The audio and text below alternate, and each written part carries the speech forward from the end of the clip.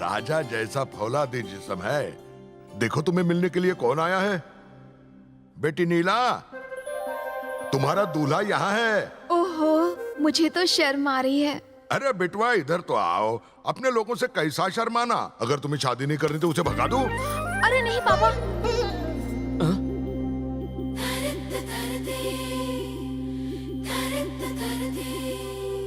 हमारी बेटी तो जैसे सीधी सादी गाय है। इधर इसके मुंह में तो जैसे जबान है ही नहीं। तुम इसके साथ बातें करो तो जरा।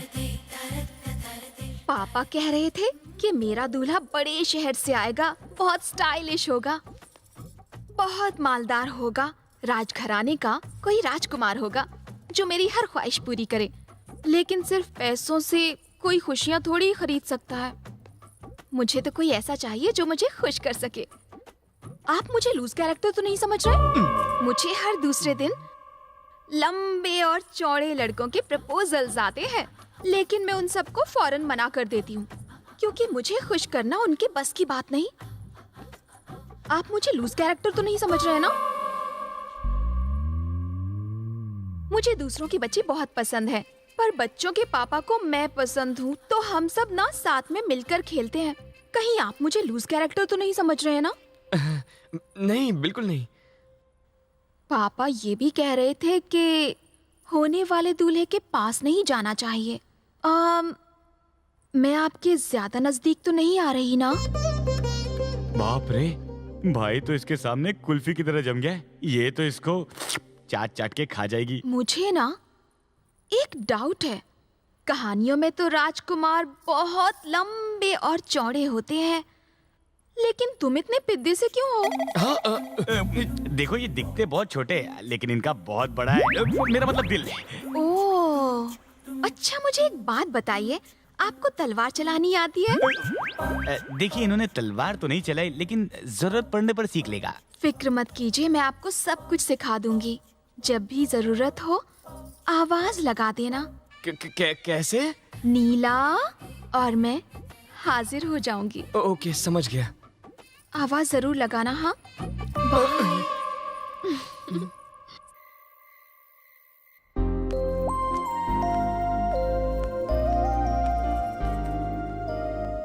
Happy birthday.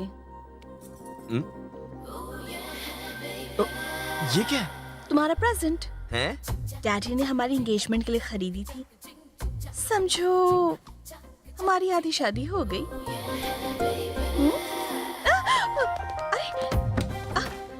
क्या कर रहे हो? आधी शादी हो गई है तो आधा प्यार भी कर ले। सच कह रहा हूँ, आधा ही प्यार करूंगा। छे, शादी तक रुक नहीं सकते? अब शादी में क्या प्रॉब्लम है? मुझे तो फैमिली भी मिल गई है। हाँ? मिल गई मतलब? मैं क्या बोल रहा है यार। तुम वो सब छोड़ो, हमारी फैमिली ने रिश्ता मंजूर कर लिया है। जब मियाँ बीवी राजी तो क्या करेगा काजी। अरे कौन है भैया? ये कहाँ से आ गया? है? ये मेरे ऑर्केस्ट्रा अंकल है। ये कुछ देख नहीं सकते, आवाज मत करना।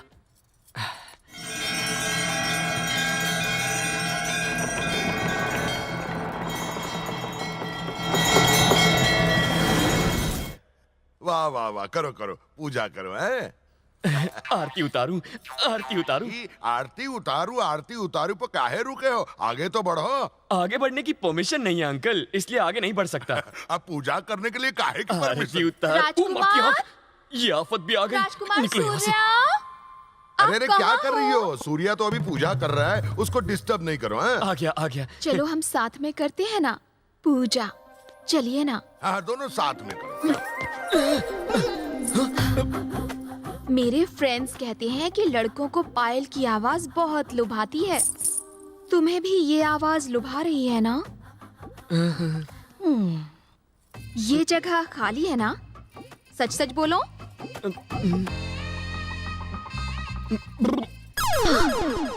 सुनकर बड़ा अच्छा लगा।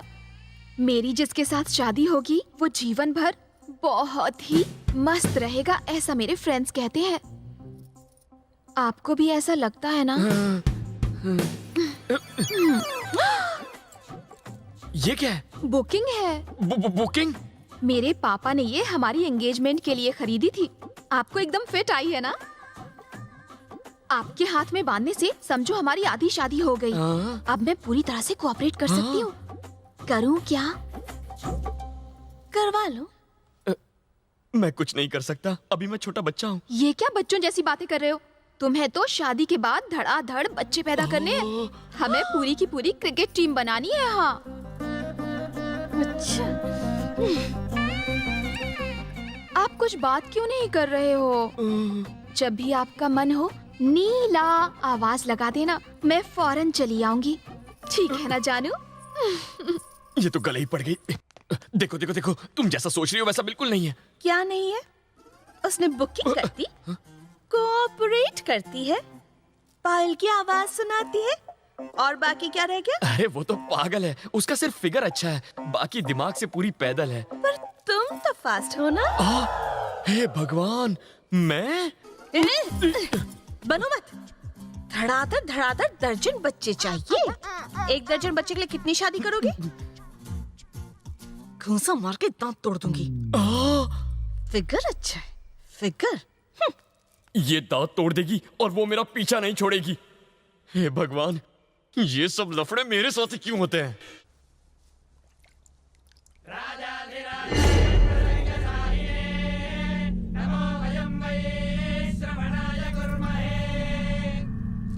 महाराज, संक्रांति आ गया है, युद्ध का आमंत्रण भेजना है कि नहीं? राजकुमार सूर्या,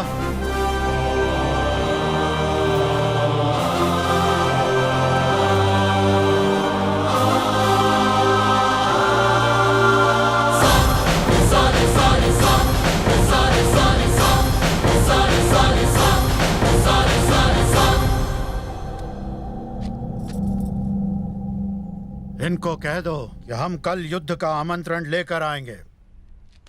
मैं कल युद्ध का आमंत्रण स्वीकार करने आऊंगा।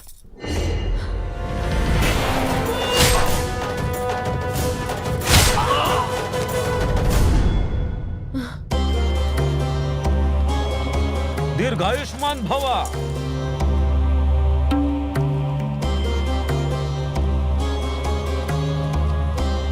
राज प्रताप, राजकुमार को उनका राज्य दिखाया जाए। आप भी चलिए, सैर हो जाएगी। तुम अकेले जाओ। अकेला क्यों जाऊं? अरे बाप रे, ये रथ क्यों ला रहे हैं? हम गाड़ी में जाते हैं ना। रथ में सवार हो जाओ।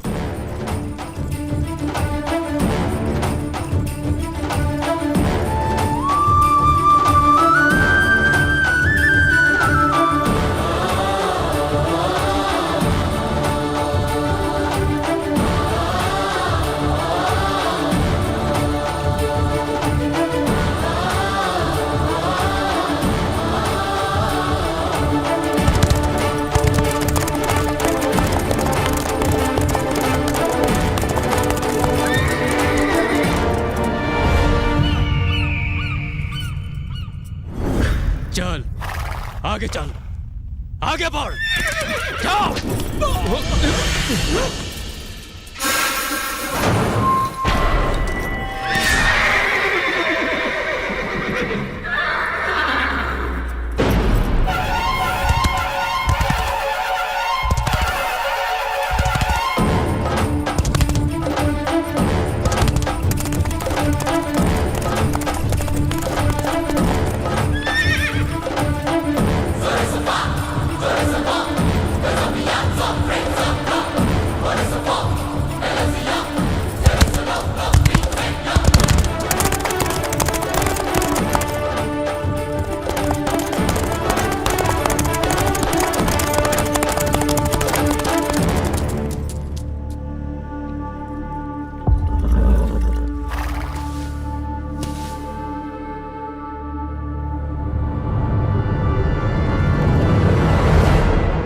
ये कौन है रे? सूर्य नारायण प्रताप।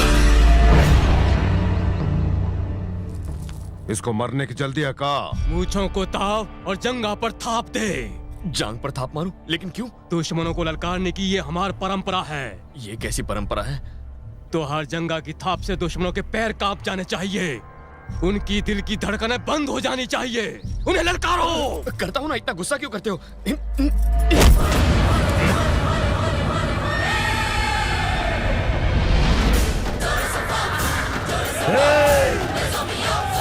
रुको रे! कल मंदिर में हमारी मीटिंग है ना, बुझने से पहले लोग बहुत भड़कती है। बुझा देंगे हम।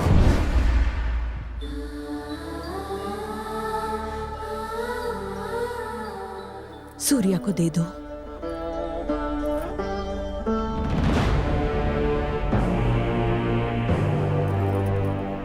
वो लड़का हमरे घर में हमको ललकारता है। उसका कटा सिर चाहिए हमको।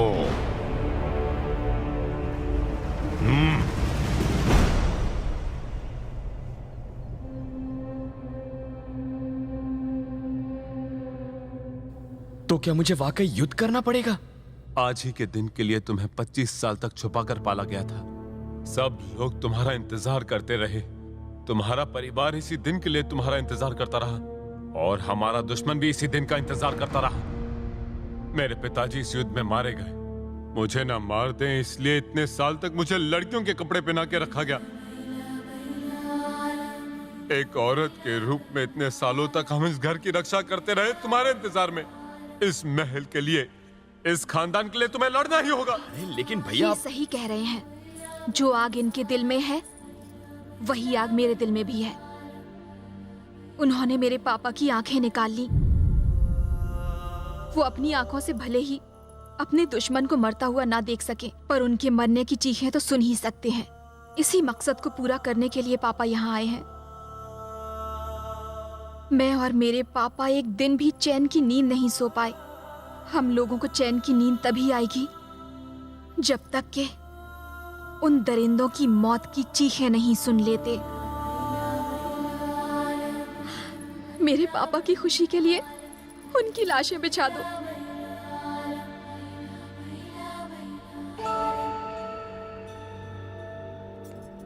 मैं बस अभी आया। सुनो, मुझे तुमसे कुछ कहना है। मैंने तुमसे झूठ कहा था। मैं यहां का राजकुमार नहीं हूं। तुम्हारा प्यार पाने के लिए मैंने इनसे मुझे गोद लेने को कहा। मैं ही तुम्हें यहाँ लेकर आई हूँ। क्या? हाँ सूर्या, दूसरे अनजान लोगों की जान बचाने के लिए अपनी जान की बाजी लगाते देखा तुम्हें, तो मुझे लगा तुम यहाँ के लोगों को भी बचा लोगे। तुम्हारे जीजा जी को गर्व है अपने पिता की शहादत पर। नीला को अभिमान है अपने पिता के बलिदान पर। लेकिन मेरे पास गर्व करने के लिए कुछ नहीं। मेरे पापा ने अरबों रुपए कमा लिए, लेकिन अभिमान नहीं कमाया। उस अभिमान की ज्वाला मैंने तुम्हारे अंदर देखी। तुम्हारे अंदर की आग इस बुराई को खत्म कर देगी। मैं नहीं जानती मैं तुमसे कितना प्यार करती हूँ, लेकिन इतना जानती हूँ कि तुम्हारे बिना मैं मर जाऊंगी।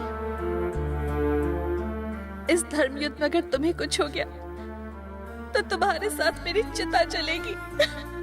कल सुबह तुम्हें इस युद्ध का आमंत्रण स्वीकार करना होगा।